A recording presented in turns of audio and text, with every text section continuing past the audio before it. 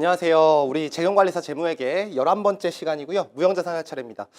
일단 제가 출제 범위를 말씀드리잖아요. 무형자산은 한 문제만 출제가 돼요. 유형자산과 거의 내용이 동일하기 때문에 단원의 비중은 좀 적어요. 그래서 한 문제 나오는데요. 이론형 문제가 거의 매년 나오고요. 계산형 문제는 연구 개발 활동과 관련된 계산형 문제만 정리하시면 됩니다. 그래서 제가 그렇게 설명을 드릴 거고, 여러분들 이 무형자산 준비하실 때 조심하실 게 뭐냐면, 이 무형자산의 정의 자체가 1년 이상 영업활동에 사용할 목적으로 보유하고 있는 물리적 실체가 없는 자산이에요. 그러니까 유형자산의 정의와 물리적 실체가 없다는 것 빼고 동일해요. 그러니까 사용 목적의 자산이니까 회계 처리가 다 동일합니다. 그러니까 이 단원을 열심히 공부하셔서 문제를 맞기 위해서는요, 일단 유형자산을 잘 정리하시고요, 유형자산과 차이가 나는 거 위주로 공부하시는 게 효율적이에요. 따로따로 외우면 너무 시간이 많이 걸려요. 알겠죠? 이 단원 잘하려면 뭘 잘해야 된다고요? 챕터 6을 잘해야 돼요. 자, 일단 무형자산 보시면요, 요거는 이제 말문제가 많이 나오는 단원이기 때문에 제가 책으로 정리를 많이 해드릴 거예요. 일단 무형자산의 첫 번째 정의 뜻이 뭔데? 그게 나와 있습니다. 그래서 일단 무형자산 하면 이렇게 돼 있어요. 일단 유형자산과 차이가 나는 게 물리적 실체가 없다는 거잖아요. 그래서 물리적 실체는 없지만, 근데 물리적 실체가 없다고 해서 무조건 잡을 수 있는 건 아니에요. 왜냐하면 회사는 현금을 지출했을 때 비용 처리하는 방법이 있고 자산 처리하는 방법이 있는데, 자산 처리하는 걸 더 하고 싶어 하죠. 비용 처리하면 1년에 100억이 다 비용 처리되지만, 자산 처리한다면 내용 연수가 10년이라면 10억씩 감가상각을 통해서 비용으로 나눠서 인식할 수 있기 때문에 회사는 현금을 지출하면 무조건 자산 처리하고 싶어요. 근데 유형자산은 자산 처리하기 쉽죠. 물리적 실체가 있으니까 내 거라는 게 확실하게 보이는데, 물리적 실체가 없는 걸 자산 잡는 것은 아무래도 까다롭게 규정해야겠죠. 물리적 실체가 없는 거 아무거나 구입했다 그러고 자산 잡아버리면 안 되니까. 그래서 우리 무형자산 하면 절대 잊지 말아야 될 단어는 식별 가능성입니다.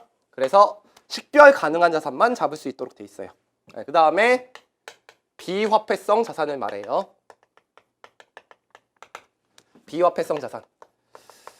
요거는 이제 뒤에서 배우실 텐데요. 화폐성 자산은요, 금액이 확정되었거나 결정 가능한 자산을 말합니다. 그래서 채권은 미래의 원금과 이자가 딱 결정돼 있잖아요. 그래서 금융자산들은 거의 다 대부분 다 화폐성 자산이고요. 비화폐성 자산은 금액을 결정할 수 없는 자산. 그래서 재고자산, 유형자산, 무형자산 같은 실물 자산들을 얘기합니다. 여러분들 이게 중요한 게 아니에요. 요 식별 가능성 중요합니다. 그래서 식별 가능성 꼭 기억해 두시고, 그래서 무형자산 하면 절대 잊지 말아야 될 단어는 식별 가능성이에요. 결론은 무엇이냐? 회사는 자꾸 물리적 실체가 없는 것을 자산 잡으려고 한다. 그러니까 자산 잡는 거를 교수님들이 까다롭게 규정한 거예요. 적어도 우리 기업이 있는데 이 기업과 무형자산을 구분은 할 수 있어야 된다. 그 뜻이 식별 가능성이죠. 무형자산만 따로 구분을 할 수 있어야 된다. 그러면 두 가지 조건을 충족해야 돼요. 첫 번째는 분리 가능성 기준.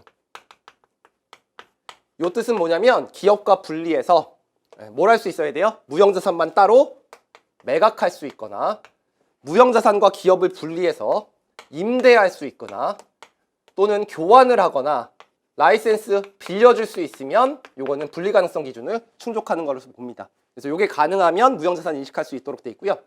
또 회계학이 법적인 형식보다는 경제적 실질을 우선시하는 회계 처리를 하지만, 그래도 법에서 보호하는 것들은 너네들한테 자산 잡는 걸 인정해 주겠다. 그래서 계약적, 법적 권리가 있는 것들은 법에서 보호하니까 네 거라는 거 인정해 줄게. 그래서 회사가 연구 개발 활동을 해서요, 특허권을 취득했으면 특허청에서 20년의 기간 동안에 너만 사용할 수 있도록 보호해 줍니다. 이것을 특허권이라고 해요. 이건 특허법에서 인정해 주니까 무형자산 잡을 수 있도록 해주고, 그 다음에 여러분들이 우리나라에서 뭐 핸드폰을 파는 회사를 만든다 했을 때 갤럭시나 아이폰이라는 상표를 쓸 수 없게 돼 있어요. 상표법에서 이미 신청을 해놨기 때문이야. 이런 것들을 상표권이라고 합니다. 그래서 이런 것들은 인정해 줄게. 근데 이제 중요한 거는요, 이게 and가 아니에요. 또는이에요. 그래서 분리 가능성 기준, 계약적 법적 권리 둘 중에 하나만 충족하면 자산 잡을 수 있도록 만들어 놨습니다. and가 아니라는 거, 요거 갖고 장난을 많이 칩니다. 그 다음에 이제 무형자산의 정의는 자산의 정의랑 똑같겠죠. 과거 사건의 결과. 그건 당연히 무형자산 구입했으니까 넘어갈게요. 그래서 기준서에서 언급을 안 하고 있어요. 두 번째, 기업이 통제하고 있는. 그래서 기업이 통제하고 있는 것만 자산 잡을 수 있도록 만들어 놨습니다. 사례가 한 4가지 정도 있는데요. 여러분들 시험에 출제되는 건 한 3가지 정도 있거든요. 밑줄 쳐가면서 설명할게요. 어차피 내용이 우리 자산의 정의랑 비슷하니까. 그 다음에 세 번째, 미래 경제적 효익이 있는 것들만 잡을 수 있도록 해놨어요. 미래의 경제적 효익. 미래의 경제적 효익. 우리 경제적 자원이라고 하죠. 이 뜻이 뭐예요?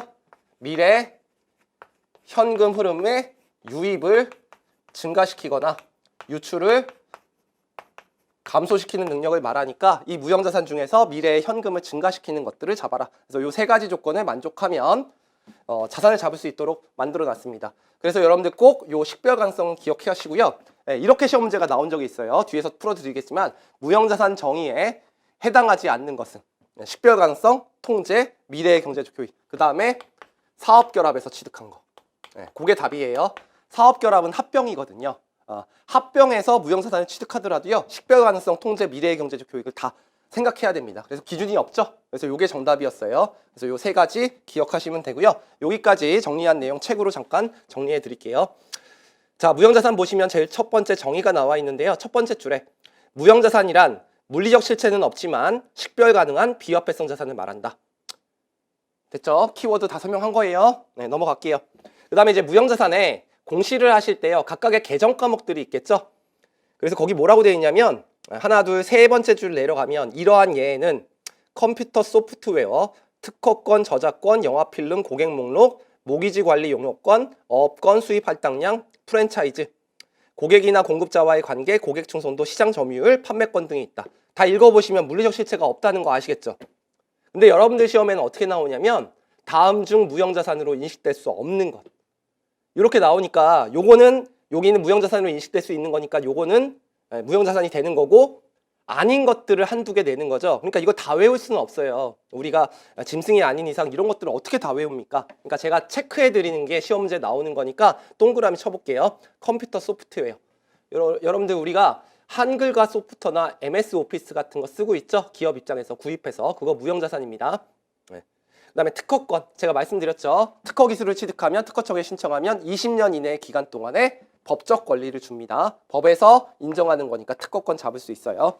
그 다음에 저작권, 여러분들이 만약에 여러분들이 이제 책을 쓰시거나 아니면 음반 작업을 하신다면 저작권, 물리적 실체는 없지만 여러분들의 권리로 인정을 받습니다. 여기까지 3개는 동그라미 쳐놓고요. 고객 목록, 이거 동그라미 쳐놓으세요. 여러분들의 만약에 해커스 금융에 가입하셨다면 주민번호랑 전화번호 그리고 성함이 목록으로 만들어졌을 거예요. 그래서 기업 내부적으로 창출된 고객 목록은 자산으로 인정하는 게 아니라요. 그런 것들을 다른 회사로부터 구입했을 때 그걸 가지고 마케팅할 수 있죠. 미래의 경제적 교육이 증가될 수 있으니까 구입했을 때는 자산으로 처리할 수 있도록 돼 있어요. 그 다음에 여러분들 우리가 어업을 하기 위해서는요. 국가로부터 어업을 할 수 있는 권리를 살 때도 있습니다. 원양 어업 같은 거 할 때. 그때 어업권, 이것도 자산 잡을 수 있어요. 그 다음에 프랜차이즈, 이것만 동그라미 치세요. 그래서 프랜차이즈는 자산 잡을 수 있습니다. 이거는 여러분들이 치킨집을 차리고 싶어요. 그러면 교촌치킨이라는 프랜차이즈 업체한테 가맹점 입장에서 3년 동안 교촌치킨이라는 이름을 사용할 수 있는 권리를 사요. 3천만 원 내고. 그러면 그것을 3년 동안 상각해서 여러분들 비용 잡으셔야 됩니다. 그래서 이게 6가지가 자산으로 잡을 수 있는 거고요. 여러분들 시험에는 다음 중 무형자산으로 인식할 수 없는 거 연구비 또는 종업원 급여 요거 2개가 항상 답이었어요. 그러니까 옆에다 써놓으시고 요걸 답으로 구하시면 돼요. 자, 그 다음에 이제 식별 가능성. 무형자산이 식별했다는 것은 다음 중 어느 하나에 해당하는 경우에 말한다. 다음 중 하나에 해당하는 경우를 말한다. 그래서 다음 중 하나에다 동그라미 쳐놓고요. 거기다가 써놓으세요. 또는이에요. 또는 모두가 아니에요. 제가 말씀드렸죠. 이거 5호라고. 이거 되게 중요하다 그랬어요. 그래서 분리 가능성 밑줄 쳐놓고요. 계약상 권리, 기타 법적 권리로부터 발생. 그래서 요거 제가 설명한 거니까 넘어가겠습니다. 그다음에 통제는 보통 법에서 보호를 하죠. 그래서 법적 권리로부터 보통 나오는 거예요. 그래서 통제와 관련된 예들이 나와 있는데요. 여러분들이 다 보실 필요는 없고요. 제가 체크해 드릴게요. 양가로 1번, 2번, 4번만 보시면 돼요. 3번은 안 보셔도 돼요. 자, 시장에 대한 지식과 기술적 지식. 시장에 대한 지식과 기술적 지식에서도 미래의 경제적 교육이 발생할 수 있다. 내가 기술 A를 갖고 있으면요, 그걸 가지고 물건을 만들면, 물건을 팔면 미래의 경제적 교육이기 때문에 자산 잡을 수 있죠. 근데 이것을 어디서 보호받아야지 내가 그걸 가지고 돈이 될 거 아니에요. 다른 사람들이 다 베끼면 안 되겠죠. 그래서 이러한 지식이 저작권, 계약상 제약, 법에 의한 종업원의 기밀 유지 등과 같은 법적 권리에 의해서 보호된다면 기업은 그러한 지식에서 얻을 수 있는 미래의 경제적 교육을 통제하고 있는 것으로 보라는 거죠. 그러니까 다 잡을 수 있는 게 아니라 법적인 권리에서 보호를 받는다면 특허권으로 잡으라는 겁니다. 그 다음에 이제 숙련된 종업원과 교육훈련이라고 돼 있어요. 여러분들 그 아주 뛰어난 종업원들이 있으면 여러분들 미래의 경제적 교육을 기대할 수 있게 만들죠. 여러분들의 회사의 물건을 잘 팔게 만들어 줍니다. 그래서 기업은 숙련된 종업원을 보유할 수 있고 교육훈련을 통하여 습득된 미래의 경제적 교육을 가져다 줄 수 있는 종업원의 기술 향상을 식별할 수 있다고 돼 있죠. 근데 중요한 건 뭐야? 이거 통제할 수 없다는 거예요. 그러나 그게 더 중요한 거예요. 숙련된 종업원이나 교육훈련으로부터 발생하는 미래의 경제적 교육은 일반적으로 무형자산의 정의를 충족하기에는 충분한 통제를 가지고 있지 않다. 왜? 종업원은 언제나 퇴사할 수 있기 때문이죠. 네. 그래서 요거는 자산 잡을 수 없습니다. 그래서 여러분들 뭐 해커스라는 기업에서 김원종 10조라고 자산 잡을 수 없는 거예요. 통제할 수 없기 때문에. 그래서 그냥 인건비는 비용 처리하는 거죠. 4번 볼게요. 고객관계와 고객 충성도. 두 번째 줄 볼게요. 고객관계나 고객 충성도를 지속할 수 있는 법적 권리나 그것을 통제할 기타 방법이 없다면 일반적으로 고객관계나 고객 충성도에서 창출될 미래의 경제적 교육이 무형자산의 정의를 충족하기에 기업이 충분한 통제를 가지고 있지 않다. 여러분들 제 강의를 듣고 있죠? 여러분들과 저와는 지금 고객관계가 있습니다. 그런데 여러분들이 제 강의를 마음에 안 드시면 다른 강의를 들을 수도 있는 거예요. 그래서 제가 여러분들을 통제할 수 없기 때문에 여러분들과의 저의 관계를 자산으로 인식할 수 없는 겁니다. 이해 가시죠? 네. 자, 그 다음에 세 번째, 미래의 경제적 교육이에요. 여러분들 재고자산과요, 유형자산은요, 재고자산을 팔면 현금이 되기 때문에 미래의 경제적 교육을 바로 직접적으로 취득할 수 있어요. 유형자산도 내 유형자산 갖다가 기계장치 갖다가 물건 만들면 물건이 생산되고 그걸 팔기 때문에 미래의 경제적 교육을 직접적으로 기대할 수 있습니다. 근데 무형자산은 달라요. 무형자산은 물론 직접적으로 기대하는 경우가 있어요. 내가 특허 기술을 갖고 있는데 그것을 1년 동안 저 사람한테 빌려주고 10억을 받기로 했어. 그러면 현금이 직접 증가되니까 미래의 경제적 교육을 증가될 수 있는데요. 그 기술을 통해서 제품의 원가를 절감시킬 수 있어요. 그러면 미래의 캐시플로우의 유출을 감소시키기 때문에 간접적으로 미래의 경제적 교육을 가지고 있다고 봅니다. 어쨌든 무형자산은 미래의 경제적 교육을 가지고 있다. 그 말이 나와 있는 거예요. 자, 무형자산의 미래의 경제적 교육은 제품 매출, 용역수익, 원가 절감 또는 자산의 사용에 따른 기타 효익의 형태로 발생할 수 있다. 그 문장만 기억하시면 되죠. 제품의 매출, 용역수익이 직접 특허권을 빌려줬을 때 그것보다는 원가 절감 또는 기타 효익, 다른 자산의 미래의 경제적 효익이 증가하는 형태로 발생한다. 간접적으로 발생한다. 그게 특징이죠. 그 다음에 이제 두 번째, 우리 정의를 배우고 나면 재무제표에 언제 기록할 것인가, 인식이란 걸 배워야 되고요. 금액을 얼마로 계산해야 되느냐, 측정을 배우셔야 됩니다. 첫 번째 인식 기준이 나와 있어요. 그래서 인식 요건 설명 안 할 거예요. 자산이니까 유형자산과 똑같겠죠? 그래서 두 가지 똑같습니다. 우리 자산과 부채를 인식하는 요건이요, 개별 기준서에서는 이렇게 돼 있죠. 자산과 부채의 정의에 부합하고 미래의 경제적 교육의 유입 또는 유출 가능성이 높고 금액을 신뢰성 있게 측정할 수 있을 때. 그래서 유형자산에서 봤던 거죠. 우린 자산이니까 미래의 경제적 효익의 유입 가능성이 높고 우리 재무제표에는 금액으로 찍어야 되니까 금액을 신뢰성 있게 측정할 수 있을 때. 유형자산과 동일하니까 그냥 넘어가도 되겠죠. 이게 복습하는 효과. 그래서 거기 박스에 무형자산의 정의와 다음의 인식 요건을 모두 충족시켜야 된다. 모두에다 동그라미 쳐놓고 기업에 유입될 가능성이 높다. 금액을 신뢰성 있게 측정할 수 있다. 틀리지 않을 거예요. 그 다음에 그 밑에 보시면요, 자산으로 처리하는 게 아니라 그냥 발생한 기간에 비용으로 처리하는 게 있어요. 인식 요건을 충족하지 못하기 때문에 이 두 가지 요건을 충족하지 못해서 비용 처리하는 거. 이렇게 묶으세요. 다음 중 자산으로 처리되지 않는 것은, 그래서 나올 수 있으니까 자산의 취득 원가가 아닌 거. 근데 지금 네 가지 배우는 거 전부 다 유형자산에 있었던 내용과 동일해요. 한 글자도 안 달라요. 그러니까 유형자산 복습하는 효과 그냥 넘어갈까요? 친절한 강사 다시 설명할게요. 사업 개시원가. 제가 개업비는 미래의 경제적 교육을 기대할 수가 없다 그랬죠? 그래서 비용, 교육훈련비 언제나 퇴사할 수 있습니다. 비용, 광고 선전비, 그냥 기업 이미지를 위해서 광고하는 광고도 있죠. 포스코 같은 기업. 그러니까 미래의 경제적 교육을 기대할 수 없기 때문에 불분명하기 때문에 비용 처리하는 거고요. 조직 개편비는 이사비입니다. 따라서 취득 이후의 지출, 현재 장소 상태에 이른 후의 지출이기 때문에 비용 처리한다 그랬어요. 유형자산과 내용 똑같고 넘어가겠습니다. 자, 두 번째 원가의 측정이라는 게 돼 있어요. 그래서 원가의 측정이라고 나와 있어요. 무형자산의 금액을 취득 원가를 얼마로 처리할 건데 라고 나와 있고요. 제일 처음에 개별 취득이라고 돼 있어요. 무형자산을 직접 취득했을 때 뭐랑 똑같냐면 유형자산과 똑같습니다. 그래서 내가 구입한 구입 가격에 자산 취득에 직접 관련된 원가를 더해 주시면 되죠. 근데 이제 중요한 거는 유형자산은 물리적 실체가 있기 때문에 뭐 검사비도 있었고요, 운송비도 있었고요, 기타 등등 비용들이 있었죠. 6가지가. 근데 무형자산 물리적 실체가 없는데 그런 것들 중에서 발생 안 하는 게 있잖아요. 그래서 3가지만 동일하고 3가지는 없어요. 그러니까 거의 내용 똑같아요.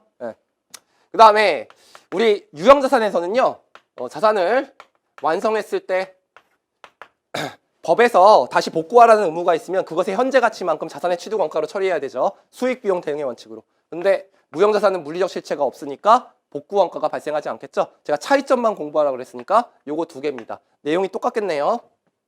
그래서 자, 개별 취득에 박스를 보시면요, 구입 가격, 자산을 의도한 목적으로 사용할 수 있도록 준비하는데 직접 관련된 원가, 그렇게 돼 있죠. 그 밑에 3가지가 나와 있어요. 원가 포함되는 거, 무형자산을 취득하는 데 발생하는, 직접적으로 발생하는 종업원 급여, 유형자산에 있었죠. 그리고 직접적으로 관련되는데 전문가 수수료, 그리고 검사하는 데 발생하는 원가, 3가지. 요거 말고 원래 운송비도 있었고 기타 조립 설치 비용 이런 건 발생 안 하잖아요. 시제품도 뭐 무형자산에서 발생하는 거 아니니까. 그러니까 그 중에서 3개만 뺀 거야. 그래서 그 3개 묶어서 자산, 이거 비교해야 돼요. 다음 중 자산이 아닌 것은. 그 밑에 원가 제외라고 나와 있는데 그건 직접 관련된 원가가 아니기 때문에 비용 처리하는 거죠. 근데 첫 번째 홍보 원가 나와 있어요. 여기 있던 거랑 똑같네요. 교육훈련비, 아니 광고 선전비, 미래의 경제적 효익이 불분명하니까 비용, 그리고 교육훈련비 나와 있죠. 똑같죠. 그 다음에 관리 원가랑 일반 경비 원가는 배분을 해야 되기 때문에 직접 관련된 원가가 아니라 간접 원가들은 그냥 여기다가 배부하지 않는 거죠. 그래서 비용 처리입니다. 그 다음에 그 밑에 보시면요, 무형자산의 원가의 인식은 그 자산이 경영자의 의도하는 방식으로 운용될 수 있는 상태에 이르면 중지한다. 그러니까 현재 장소 상태, 쉽게 생각하면 무형자산을 취득할 때까지 불가피하게 발생한 비용, 여기까지 돈이 발생하면 자산 처리하고 그 이후에 발생한 거는 비용 처리한다 그랬어요. 취득 이후의 지출은.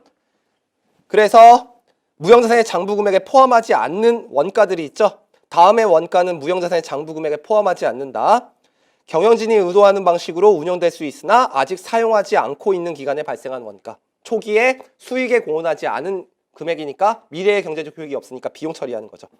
그리고 산출문의 수요가 발생하기 전에 발생하는 손실이나 초기 영업 손실, 이것도 수익에 공헌하지 못했으니까 비용 처리하는 겁니다. 그래서 그거 2개 또 묶으셔서 비용 처리하시면 돼요. 됐죠? 그래서 다음 중 자산으로 인식할 수 없는 것은, 그러면 요거 제가 체크해 드렸으니까 그것만 구분 잘 하시면 돼요. 됐죠? 그 다음에 2번째, 사업 결합으로 취득한 거.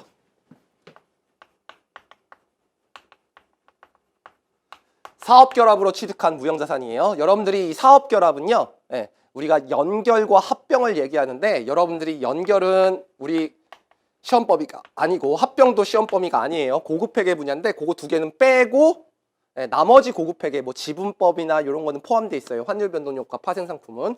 그래서 합병 내용을 모르기 때문에 제가 합병을 잠깐만 설명할게요. 자, A 회사가 B 회사랑 합쳐서요, A 회사를 새롭게 설립하는 것을 합병이라고 합니다. 그러면 A 회사가 B 회사의 주주한테 대가를 주고 B 회사를 취득해요. 그럼 자산 부채를 취득한 걸로 봐요. 그럼 B 회사의 합병 시점에 재무상태표가 있을 거예요. 그러면 거기에는 자산이 100원만큼 있고요, 부채가 50원만큼 있고 자본이 50원만큼 있을 거예요. 그러면 이게 장부에 찍혀 있는 금액이니까 사실은 장부 금액입니다. 장부에 찍혀 있는 금액, 자산과 부채. 근데 우리는 장부 금액으로 살 수가 없어요.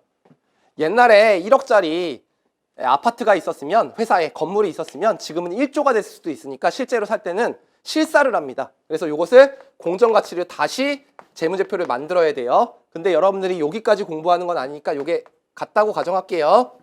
알겠죠? 자, 같으면 A 회사가 어떤 회계 처리를 하는 거냐면 내 B 회사의 자산을 100원에 사는 거예요. 그리고 B 회사의 부채를 대신 갚아줘야 되니까 부채를 인수하죠. 그래서 A 회사가 여기 있는 자산 부채를 샀다고 가정하는 거야. 그러면 이렇게 되니까 순자산 공정가치가 50원인 회사를 내가 사는 겁니다. 여기까지는 이해 가세요? 그럼 대가를 줘야겠죠? 이 대가를 우리가 합병대가라고 합니다. 또는 이전대가. 그럼 바보가 아니라면 얼마에 사야 돼요? 지금 자산의 공정가치가 100원이고 부채의 공정가치가 50원이니까 내가 순수하게 들인 돈은 50원이니까 50원 내고 사야 되는데, 이게 여러분들이 치킨집 하나를 인수해서 자영업을 한다 그래도요, 그 회사의 가치가, 그 자영업의 가치가 2억이라고 해도 3억에 인수해야 돼요. 왜 그런 거죠? 프리미엄이 있기 때문에. 거기에 유동인구가 많으면 프리미엄을 줘야 돼요. 이렇게 내는 돈을 우리 그냥 자영업에서는 권리금이라고 해요. 뭐라고 한다고요? 권리금. 근데 회사를 인수할 때는요, 우리가 지분을 인수하는 거기 때문에 경영정책을 쓸 수가 있습니다. 영업정책이나 재무정책을 쓸 수 있습니다. 그렇기 때문에 그것에 대한 프리미엄을 줘야 돼요. 그래서 그 권리금을 우리 실무에서는 프리미엄이라고 하고요. 우리 회계학에서 개정 과목으로는 영업권이라고 해요. 그래서 이 50원보다 프리미엄을 줘야 돼. 그래서 현금 60원을 제공했으면 이 대차 차익으로 영업권이라는 새로운 개정 과목을 10원만큼 잡습니다. 이게 사업결합으로 취득한 영업권이라고 하는 거예요. 근데 그걸 배우는 게 아니라 제가 이렇게 자산이라고 통합해서 썼지만 여기 안에는 사실 현금이 50원 있는 회사였고요. 무형자산이 50원만큼 있는 회사였어요. 그러면 이 무형자산은 물리적 실체가 없는데 이거 분기할 때 현금 50원과 무형자산 50원으로 인식할 건데 이걸 인식할 수 있느냐. 요걸 지금 배우는 거예요. 그러면 무형자산의 정의를 충족해야겠죠? 그래서 뭐가 있어야 돼요? 식별 가능성이 있어야 돼요. 그 다음에 과거 사건의 결과 기업이 통제하고 있는 미래의 경제적 효익이라는 저기 있는 통제와 미래의 경제적 효익을 가지고 있어야 돼요. 그래서 무형자산의 정의를 충족하셔야 됩니다. 그래서 이 두 가지 조건을 충족하면 이렇게 처리하는 거고요. 인수했는데 이 두 가지 조건을 충족하지 못해요. 나한테는 절대 그 기술이 나한테 필요하지 않은 기술이야. 그냥 그 비용 처리하는 겁니다. 요거 안 써요. 50원만큼. 그래서 이 두 가지 조건을 충족할 때만 자산 처리할 수 있다. 그걸 배우는 거예요, 지금. 자, 그래서 사업결합으로 취득하는 무형자산은 식별 가능성을 충족한다면 항상 인식 기준을 충족하는 것으로 본다. 그래서 식별 가능성 동그라미. 됐죠? 그 다음에 사업결합 전에 무형자산을 피취득자가 인식하였는지 여부에 관계없이 취득자는 피취득자의 무형자산을 영업권과 분리해서 인식한다. 그래서 저 회사가 자산으로 인식했는지 부채로 인식했는지 그런 상관없이 비용으로 인식했는지 상관없이요. 요 무형자산의 정의를 충족하면 자산으로 인식할 수 있습니다. 그래서 식별 가능성만 기억하시면 돼요. 그 다음에 여러분들 그 유형자산에서요. 이런 거 배웠어요. 정부로부터 내가 100원만큼 자산을 취득하는데 보조를 50원만큼 받았을 때 회계 처리하는 것을 정부보조금이라고 했죠. 그래서 지금 세 번째 정부보조금이 나와 있네요. 그냥 정부보조금이라고 쓸게요. 근데 이거는 유형자산과 내용이 완전히 동일해요. 그래서 혼자서 읽어볼 수 있겠죠? 말 문제 나오면 동일하니까. 친절한 강사. 뭐가 동일한데요? 기억나세요? 자, 우리 자산 관련 보조금이면 자산차감법과 이연수익법 둘 중에 하나 처리할 수 있습니다. 감가상각비나 정부보조금 수익 잡을 금액은 감가상각 곱하기 정부보조금 중에 감가상각 대상금액. 이거 기억나시죠? 이거 두 개 기억하시고요. 그 다음에 수익 관련 보조금은 기타 수익 또는 비용으로 처리할 수 있다. 동일하니까 읽어보시면 복습하는 효과. 그래서 넘어갈 거고요. 자, 네 번째 자산의 교환입니다. 우리 무형자산과 무형자산을 교환할 수 있어요. 그래서 자산의 교환이라고 돼 있어요. 이거 어디서 배웠어요? 교환거래. 유형자산. 그래서 이것도 내용이 유형자산과 동일합니다. 자, 그냥 넘어가도 될까요? 설명 잠깐만 할게요. 상업적 실질이 있는 경우 취득가 처분을 인정한다. 취득 원가는 제공한 자산의 공정가치. 그리고 처분을 인정하니까 처분손익 처리하시면 되고 공정가치에서 장부금액 빼주면 된다. 상업적 실질이 없는 경우에는 취득가 처분을 인정하지 않기 때문에 제공한 자산의 장부금액으로 이름만 대체하고요. 처분 손익은 빵! 절대 틀리면 안 돼요. 자, 그 다음에 우리가 뭐 하셔야 되냐면 내부적으로 창출된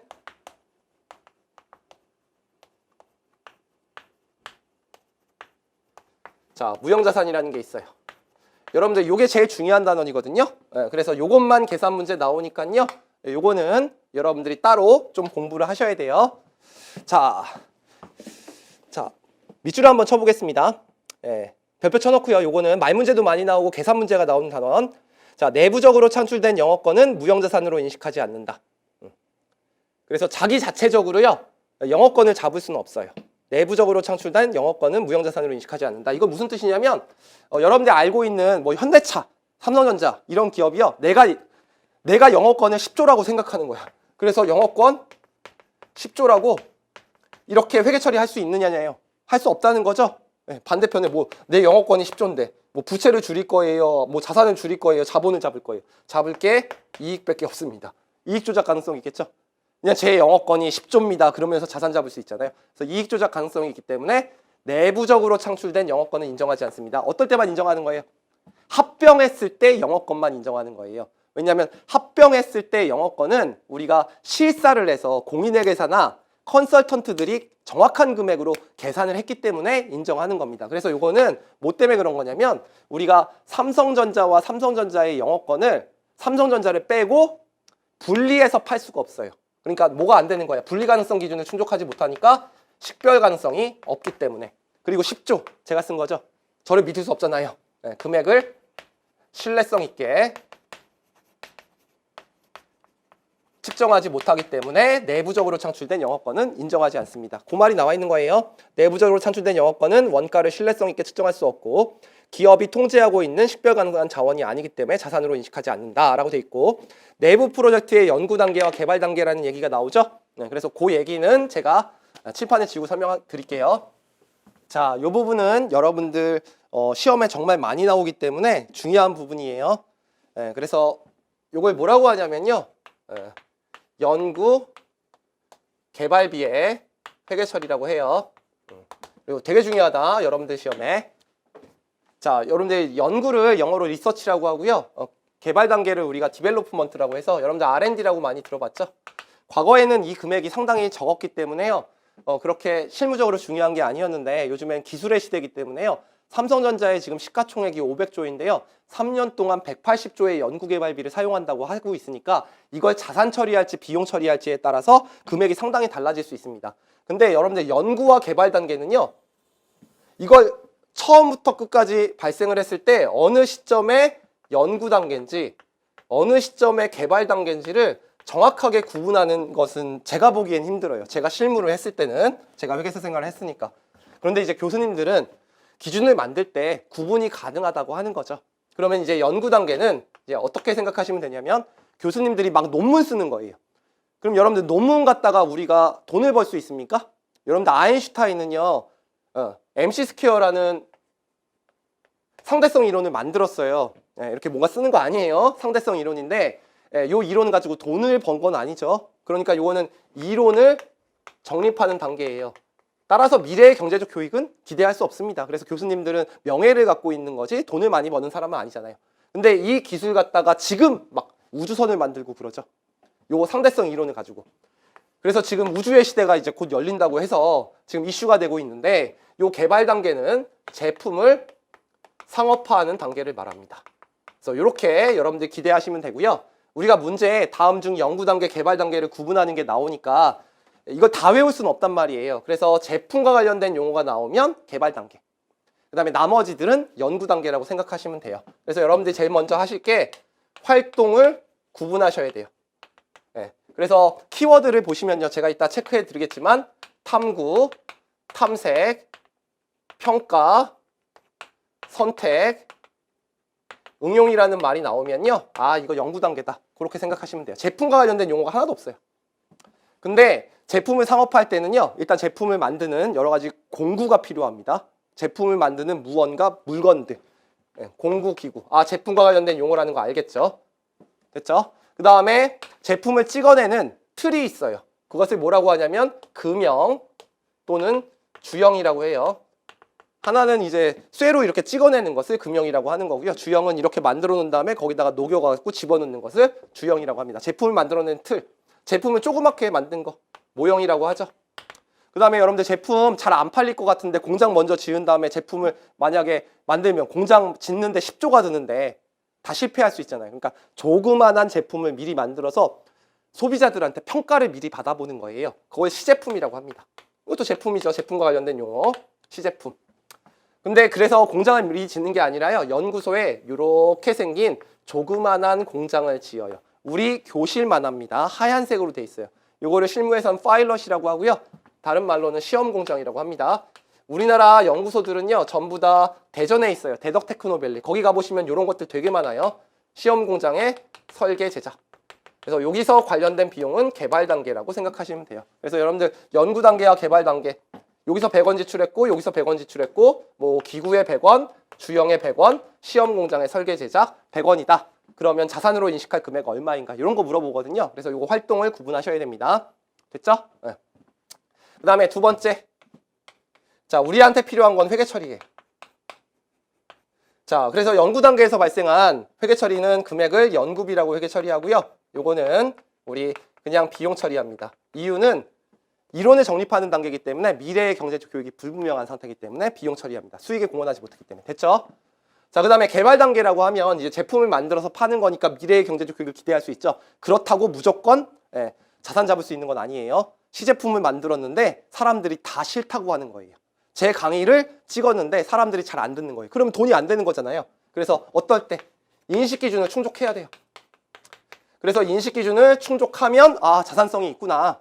원래 개발비로 해서 여러분들이 이제 무형자산으로 처리를 하시면 되고요. 인식 기준을 충족하지 못했다. 그럼 돈이 안 되는 거죠. 사람들한테 물어봤는데 잘 안 팔릴 것 같다. 그래서 그럴 때는 경상 개발비. 요 개발비랑 구분하기 위해서. 그래서 그것은 비용 처리하시면 됩니다. 자, 여러분들 시험에 다른 시험들은요. 요 위에 것을 구분하는 게 나오는데요. 여러분들 시험에는 계속 요것만 나오네요. 그래서 제가 문제를 한번 기억해 볼게요. 여러분들 시험에 실제 기출된 것 중에서 뒤에 올해는 빠졌는데 아마 내년도에 이 문제가 나올 거예요. 우리가 연구 개발 단계에서 지출했는데 연구 단계에서 발생한 금액이 300억이다. 그리고 개발 단계에서 발생한 게 200억이다.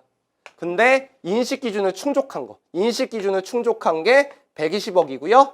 그 다음에 인식 기준을 충족하지 않은 게 80억으로 구분된다. 비용으로 인식할 금액은 얼마인가? 그러면 요거랑 더하셔서 380억이 되는 문제가 기출 문제가 있으니까요. 지금 올해는 삭제가 됐어요. 근데 작년 책에 있던 문제니까 요것만 기억하시면 돼요. 됐죠?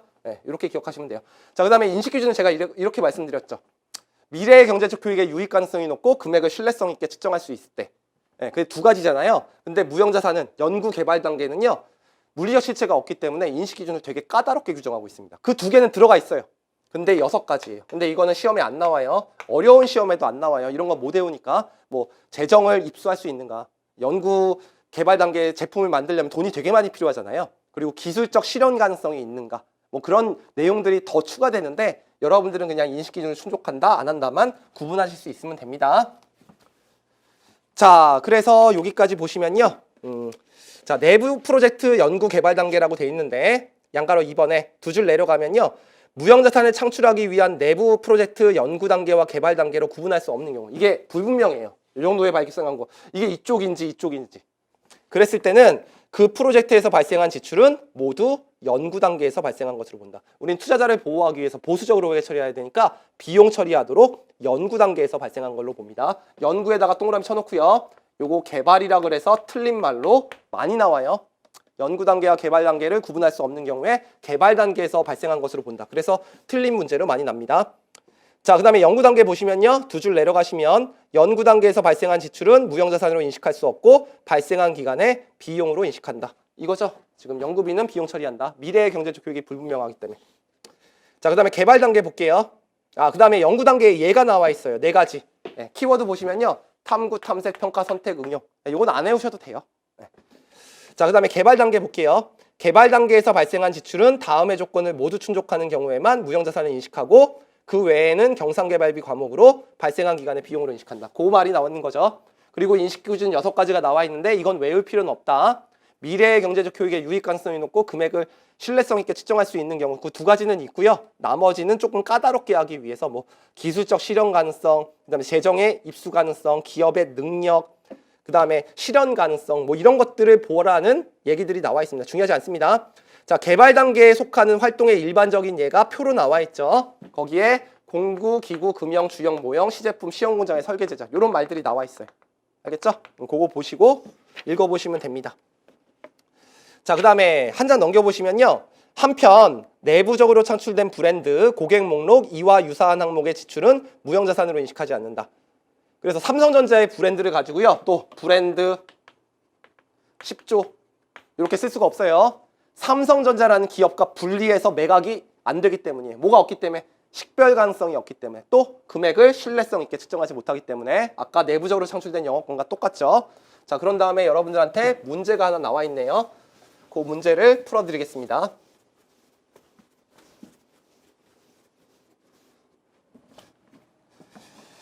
자, 요 예제는요.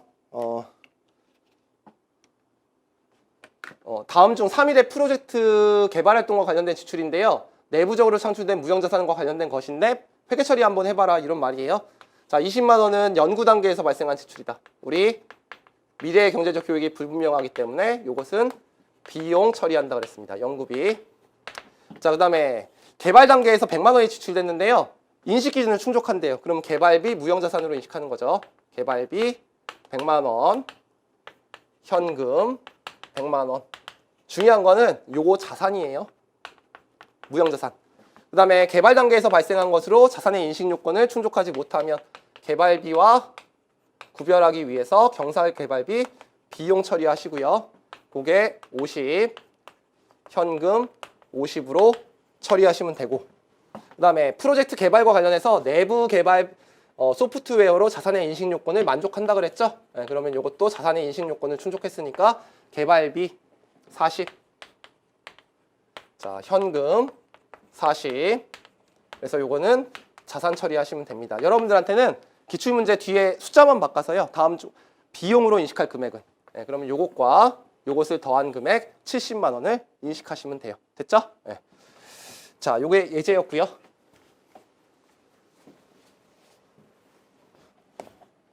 그 다음에 탐사평가 자산이라는 게 있어요. 우리 탐사평가 자산은요. 이렇게 표시를 하세요. 시험에 안 나와요. 그러니까 읽지 않으셔도 돼요. 그렇지만 혹시나 어떤 문제가 나올 수 있거든요. 그래서 그것만 여러분들 아시면 되니까 개념만 이해하시면 돼요. 저 강의를 들으시고.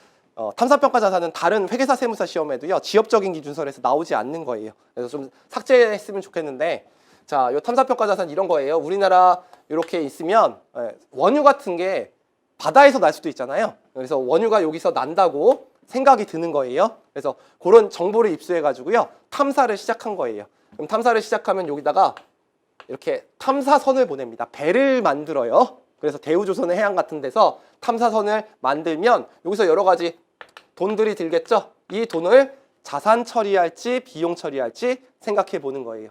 그러면 어떨 때 자산 처리할까요? 인식기준 충족할 때. 그래서 미래의 경제적 교육의 유익 가능성이 높아요. 그래서 진짜 파봤더니 여기 원유가 있는 거예요. 그리고 금액을 신뢰성 있게 측정할 수 있을 때 여기에 알고 봤더니 100톤만큼 있는 거예요. 그럼 금액을 신뢰성 있게 측정할 수 있죠? 그때는 자산 잡습니다. 그때 잡을 수 있는 계정 과목을 탐사, 평가, 자산이라고 하고요. 이런 것들을 이제 시추권이라고 해요. 됐죠? 네. 그래서 미래 인식 기준을 충족하면 탐사, 평가, 자산을 잡을 수 있다. 이 정도만 아시면 돼요. 근데 이게 파봤더니 검은색 물인데 원유가 아니야. 알겠죠? 그럼 그냥 비용 처리하시면 돼요. 인식 기준 충족하지 못하니까. 그래서 탐사, 평가, 자산이 인식 기준을 충족하면 무형자산으로 처리될 때가 있다 정도만 기억하시면 돼요. 왜냐하면 다음 중 무형자산으로 인식할 수 없는 것은 탐사, 평가, 자산 나오면 그건 답이 아니라는 거죠. 네. 그 정도만 아시면 돼요. 자, 두 번째 웹사이트 원가 있을걸요? 그것도 생략하셔도 돼요. 웹사이트에 원가가 있는데요. 웹사이트. 자, 여러분들 시험에는 웹사이트 원가가 무형자산으로 인식될 수 있는가 없는가만 시험 문제 나와요. 그러면 이건 연구개발비랑 완전히 똑같거든요. 그래서 그냥 여러분들 연구개발비랑 똑같다고 생각하시면 돼요. 자, 이 웹사이트 원가는 뭐냐면 여러분들 지금 제 강의 어디서 듣고 있습니까? 인터넷의 홈페이지 해커스 금융에서 듣고 있죠? 해커스 금융에서 그 웹사이트를 만들었는데 그걸 자산 처리할까 비용 처리할까 그걸 배우는 거예요. 그럼 첫 번째 웹사이트를 만들기 위해서 계획을 하겠죠. 그럼 계획한다고 해서 이게 돈이 되진 않잖아요. 그러니까 이거는 뭐랑 비슷한 거야? 연구 단계랑 비슷한 거야. 계획할 때 드는 원가는 그냥 비용 처리하시면 돼요. 됐죠? 그 다음에 이제 웹사이트를 여러분들이 개발을 합니다. 그래서 만들었어요. 그럼 여러분들이 지금 회원 가입해서 제 강의 듣고 있죠. 그럼 돈을 벌고 있어요. 미래의 경제적 효익, 인식 요건을 충족하고 있어요. 그럼 자산으로 처리하시면 돼요. 그러니까 이게 개발 단계랑 똑같은 거죠. 됐죠? 그래서 다 만들었고 그 다음에 이제 다 만든 다음부터 운영을 시작해요. 그럼 운영하면 다 만든다고 돈이 끝나는 게 아니라 거기 운영하는 사람 월급도 줘야 되고요. 거기 홈페이지에 오류가 나면 다 고쳐야 됩니다. 그럼 수익이 발생할 수 있으니까 수익 비용 대응의 원칙에 의해서 비용 처리할 수 있습니다. 그래서 웹사이트를 개발할 수 있는 단계에서 발생한 원가만 자산 처리할 수 있다. 이것도 이렇게 나오겠네요. 다음 중 무형자산으로 인식할 수 없는 것은. 그래서 탐사평가자산, 웹사이트 원가, 특허권, 종업원 관련 지출. 답이 종업원 관련 지출. 그러니까 무형자산으로 인식할 수 있다만 아시면 돼. 그래서 이것도 이렇게 해서 보지 않으시면 돼요.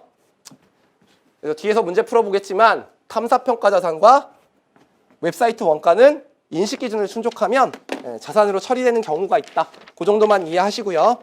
그 다음에 무형자산의 후속 측정 보겠습니다. 취득 이후의 측정을 후속 측정이라고 하죠. 자, 후속 측정은 크게 인식 이후의 측정이 있어요. 인식 이후의 측정. 설명 안 할 거예요. 1년 이상 영업활동에 사용할 목적으로 보유하고 있는 물리적 실체가 없는 자산이기 때문에 유형자산과 내용이 똑같습니다. 사용 목적 자산이기 때문에 원래 원가 모형을 인정하는 거예요. 근데 이제 원가 모형뿐만이 아니라 재평가 모형을 선택할 수 있도록 만들어 놨습니다. 공정가치 중심의 사고기 때문에. 그래서 두 가지 모형을 선택하고 있다. 자, 회계 처리가 완전히 동일해요. 알겠죠? 그러니까 동일하니까 여러분들 유형자산에 복습하는 효과가 있어요. 그럼 두 번째, 자, 원가 모형이에요. 자, 여러분들 유형자산이 갖고 있는, 지금 유형자산이에요. 유형자산이 갖고 있는 미래의 경제적 효익을 비용으로 인식하는 과정을 감가상각이라고 하죠. 번역의 문제예요. 번역의 문제. 그래서 디프리시에이션을 번역해서 유형자산은 감가상각비라고 하고요. 무형자산이 갖고 있는 미래의 경제적 효익을 비용으로 인식하는 과정은 영어로 아모타이제이션을 번역했기 때문에 상각이라고 합니다. 감가상각이라는 용어가 상각으로 바뀌어요. 그러면 감가상각을 할 때요. 내용 연수가 유한한 무형자산이 있고요. 내용 연수가 자, 비한정인 무형자산이 있습니다. 우리 토지는 무한대로 쓸 수 있기 때문에 감가상각을 하지 않죠. 우리가 감가상각을 하려면 내용연수라는 변수를 알고 있어야 되는데 영원하다는 거잖아요. 그래서 이거는 감가상각을 하지 않습니다. 무형자산 중에서 내용연수를 결정하지 못하면.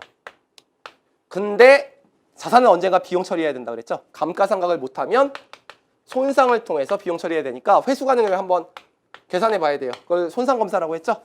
그래서 이거는 매년 손상검사를 해야 돼요. 비용 처리할 수 있는 방법이 없으니까. 그래서 제가 매년 손상검사하는 자산 세 가지가 있다고 그랬죠. 영업권, 아직 사용할 수 없는 무형자산, 내용연수가 비한정인 무형자산. 유형자산에서 설명했거든요. 모른 척하지 마세요. 그 다음에 자 1번 보시면 차이가 나는 거 위주로 공부하라 그랬어요. 우리 내용연수가 있는데요. 유형자산은요. 엔지니어한테 물어봐서 너 20년 쓸 수 있어요. 그러면 20년 갖다 감가상각 하시면 돼요. 그래서 엔지니어한테 물어봤어요. 이 무형자산 얼마만큼 쓸 수 있는 기술이냐. 40년이래요. 그렇다고 해서 감가상각 40년으로 하시면 안 돼요. 우리가 특허 기술을 신청하면요. 특허청에서는요. 20년 이내의 기간 동안만 보호해줘요. 그래서 법정 내용 연수가 있습니다. 20년 지나면 다 베낀다는 거죠.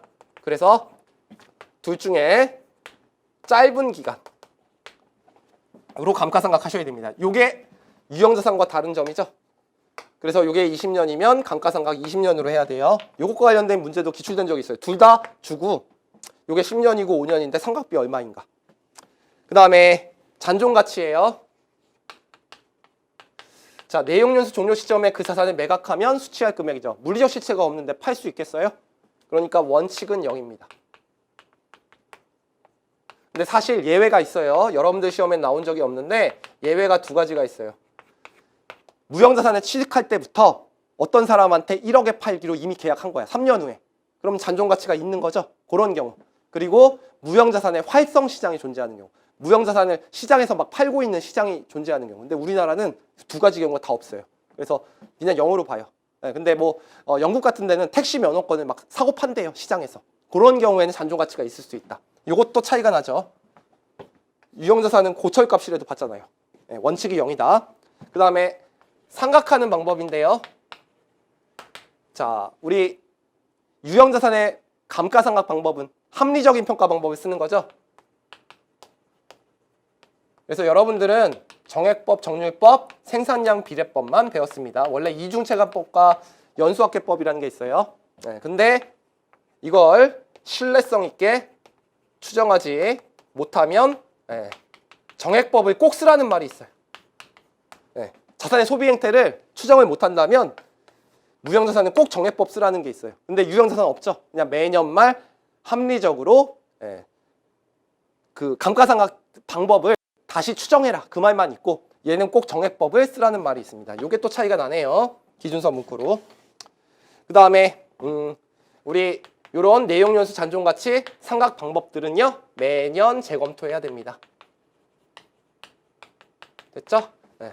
그래서 요것들은 여러분들 유형자산과 내용이 동일하고 요것만 다르니까요. 책으로 한번 읽어보세요. 알겠죠? 제가 지금 필기해준 내용이 시험에 나오는 내용이니까 그거 정리한 겁니다. 그 다음에 이제 세 번째, 재평가 모형.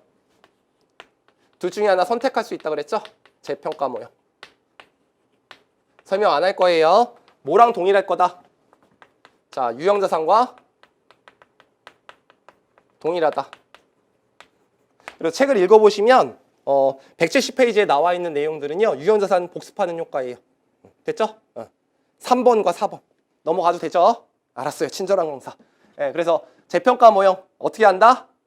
매년 말 재평가한다. 주기적으로 한다. 주기적으로 한다. 그 다음에 두 번째, 모든 유형자산에 대해서 원가 모형, 재평가 모형 선택하는 게 아니라 유형별로 선택할 수 있다. 장부 금액이 증가되면 재평가 인형은 기타 포괄 이익, 장부 금액이 감소되면 재평가 손실, 단기 손실, 플러스 됐다가 마이너스 되면 재평가 인형은 먼저 없애고 재평가 손실, 마이너스 때가 플러스 되면 재평가 이익, 단기 이익 잡고 그거 이상 되는 거 재평가 인형은, 재거나 감가상각 될 때, 처분이나 감가상각 될 때 재평가 인형을 이익 이념으로 대체할 수 있다. 내용 똑같습니다. 넘어갈게요.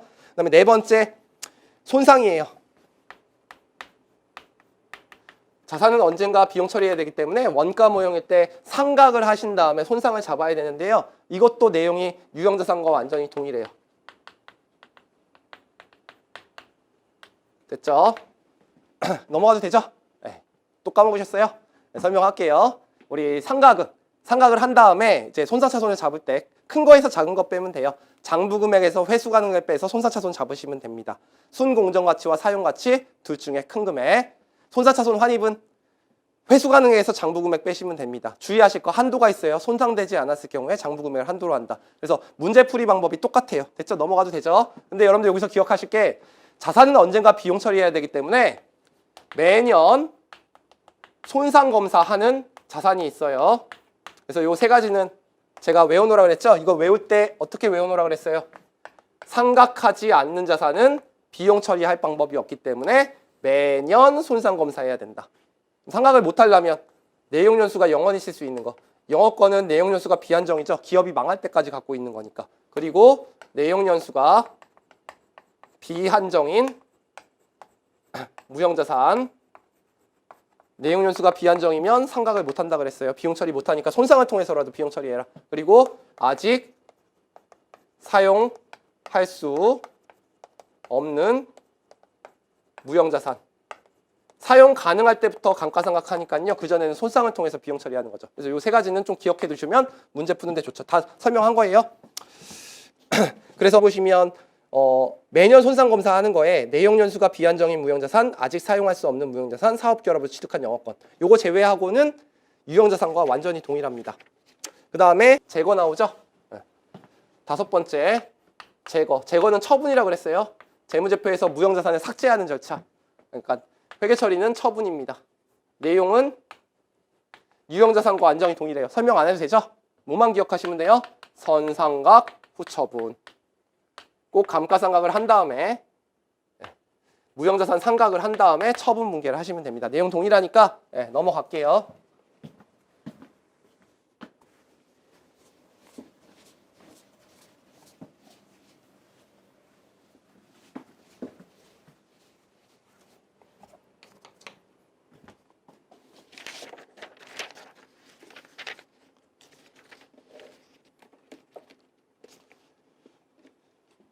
자, 문제 한번 풀어보겠습니다.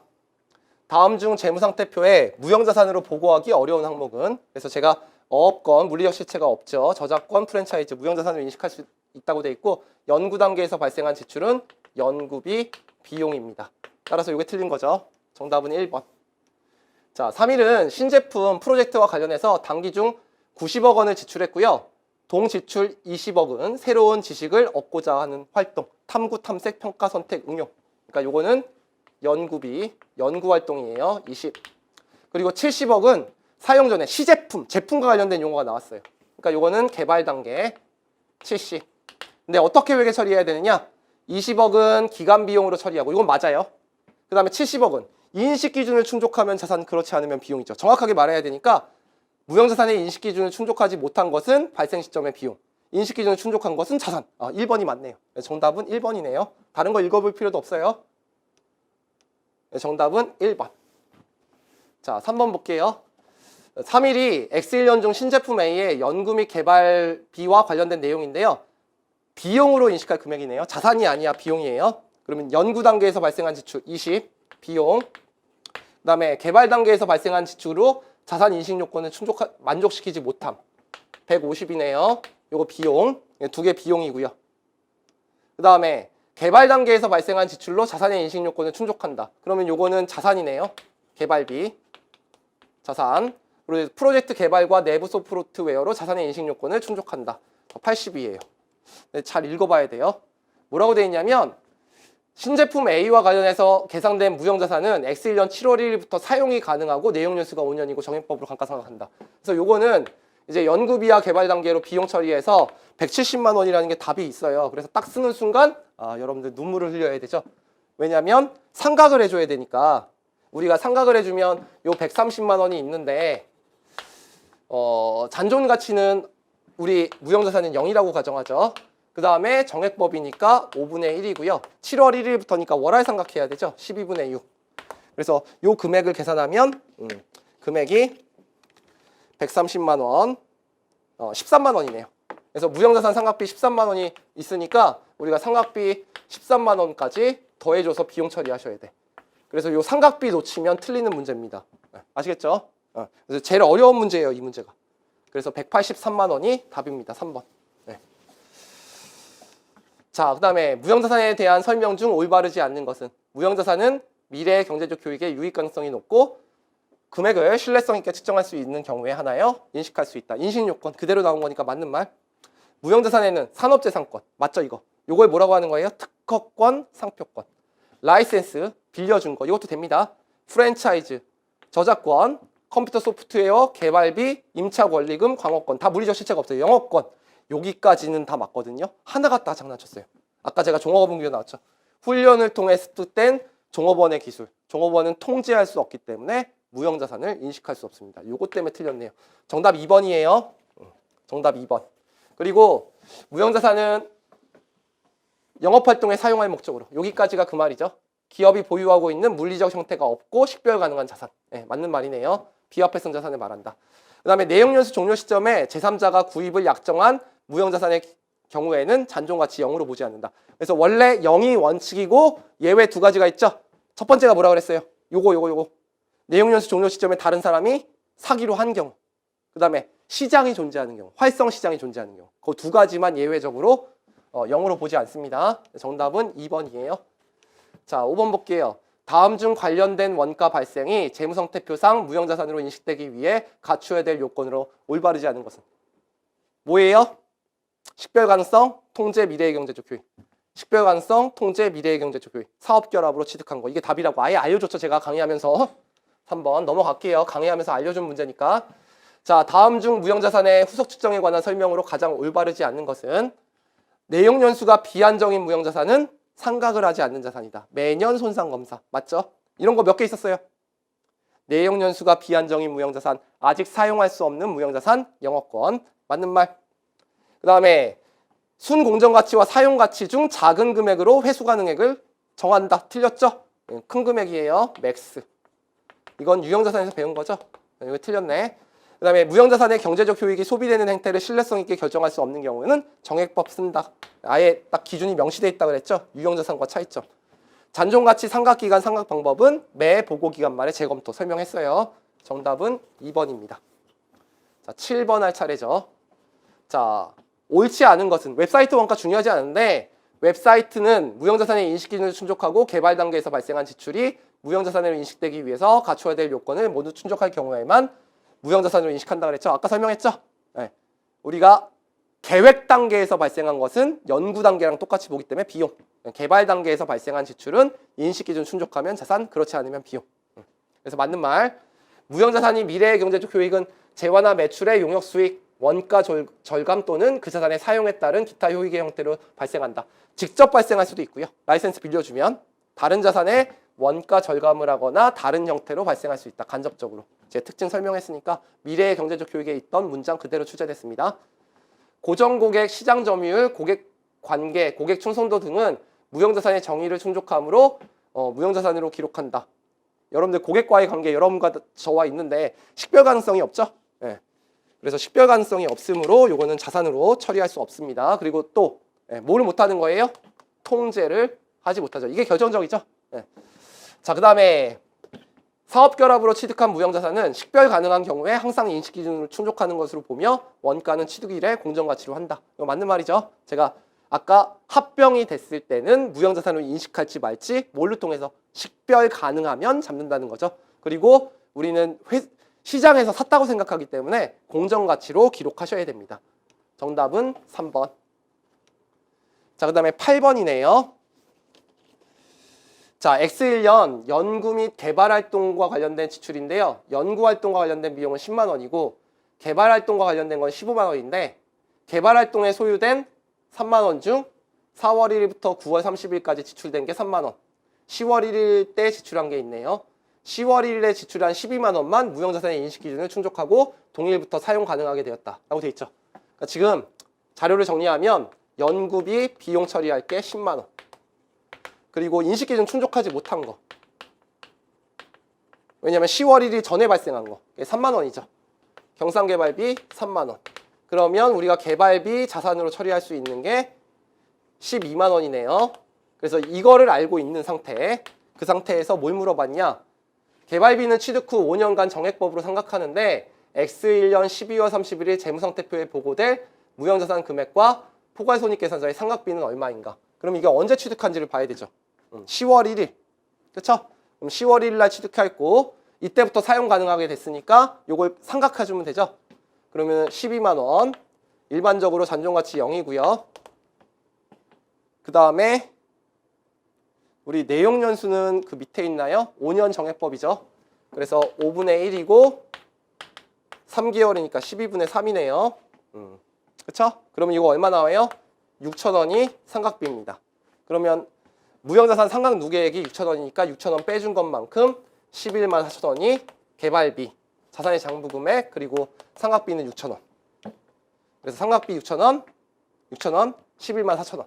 11만 4천원. 정답은 3번.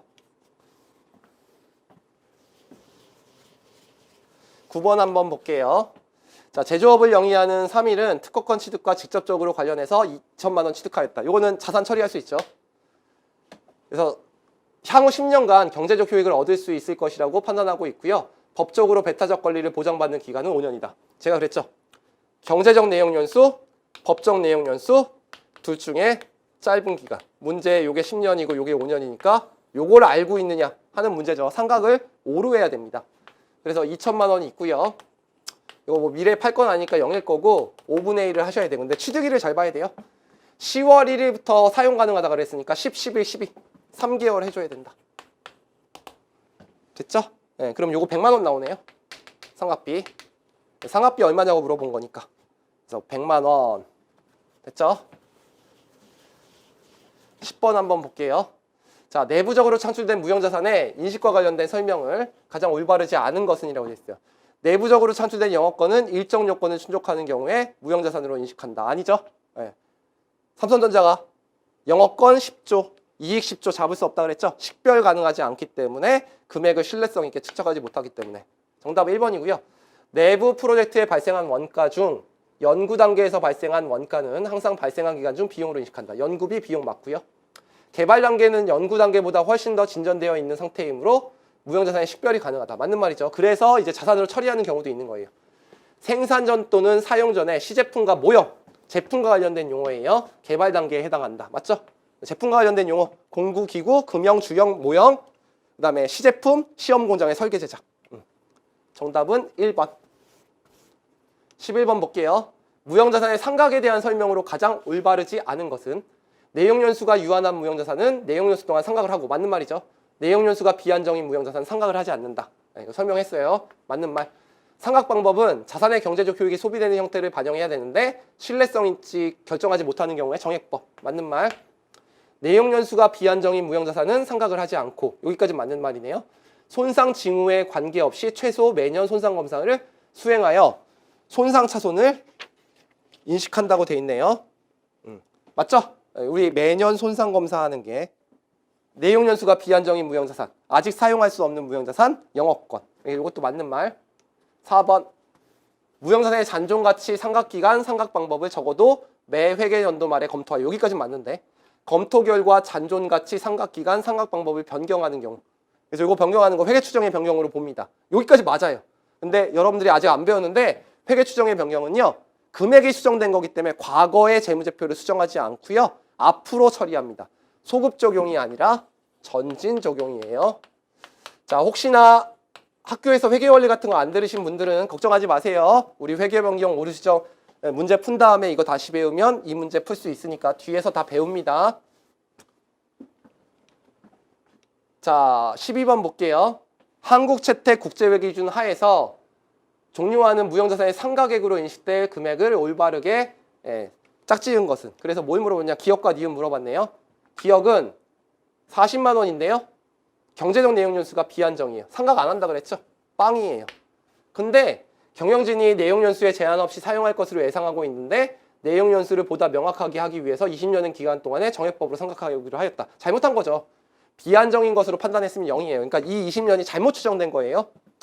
취득 시점이 X2년 1월 1일에 바로 사용 가능한 경영진이 X3년 1월 1일에 사용을 시작하기로 결정했는데 동자산의 취득 원가는 20만 원이고요. X5년 12월 31일까지 사용 가능한 것으로 예상되었다. 취득은 20만 원을 했어요.